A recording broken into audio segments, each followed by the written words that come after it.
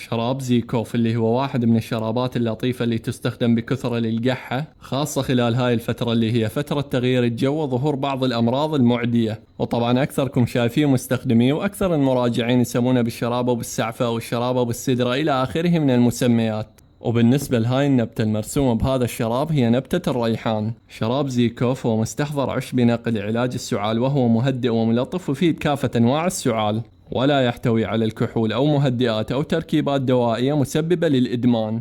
هذا الشراب اللطيف يستخدم بشكل أساسي لعلاج حالات السعال العامة، مثل السعال المصحوب بالبلغم أو السعال الرطب بالعامية، وكذلك السعال المصحوب بحساسية أو حكة في البلعوم ونسميه بالعامية السعال الجاف، ويستخدم لعلاج السعال الديكي في مراحله الأولى، وأيضا يستخدم لعلاج سعال المدخنين أو التهاب القصبات الهوائية، إضافة إلى أنه يستخدم لعلاج التهاب الحنجرة والبلعوم والتهاب اللوزتين والسعال الموسمي. هذا الشراب يستخدم للأطفال من عمر 3 سنوات فما فوق، والبالغين والكبار، والفترة العلاجية تكون من أسبوعين إلى 3 أسابيع وحسب إرشادات الطبيب المختص. وصحة وعافية.